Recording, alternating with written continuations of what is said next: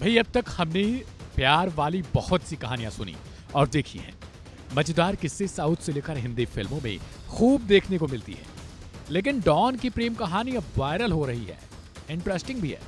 Social media पर दाऊद को जहर देने की बात भी सुर्खियों में है। भारत की एजेंसियों की लिस्ट में मोस्ट वांटेड की सूची में शामिल दाऊद इब्राहिम को लेकर मौत की खबर जैसे ही वायरल होने लगी, वैसे ही उसकी पूरी क्राइम कुंडली खुलनी शुरू हो गई।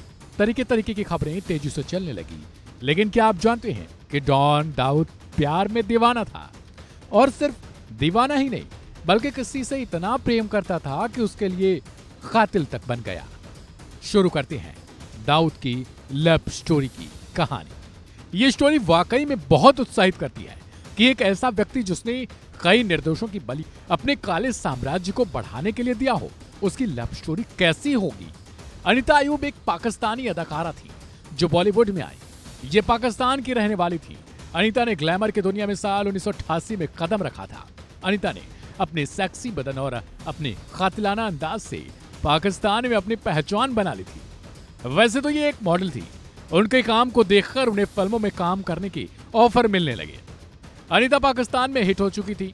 अनीता ने ब्यूटी कॉन्टेस्ट में भी हिस्सा लिया था, लेकिन जो उन्हें कामयाबी चाहिए थी वो आखिर तक नहीं मिल पाई थी। इसके बाद अनीता ने मिस एशिया पैसिफिक इंटरनेशनल में हिस्सा लिया, लेकिन इस दौरान वह अपने एक बयान के चलते विवादों में आ गई।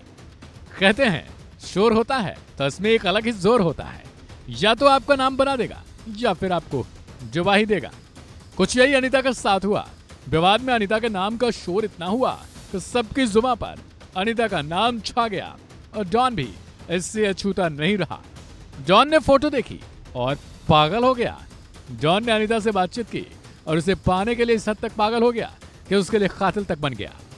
कहा जाता है कि बॉलीवुड में अनीता एंट्री पाना चाहती थी और बॉलीवुड में उस समय दाऊद की तोती बोलती थी, यानी उसके बाद कोई चाल नहीं सकता था। ये तो रही बात। अब दाऊद ने जावेद सिद्दीकी से बात की थी।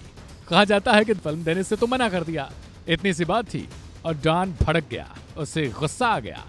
फिर क्या, उसने जावेद को मरवा दिया। इसके बाद अनीता के लिए फिल्मों की झड़ी लगनी शुरू हो गई।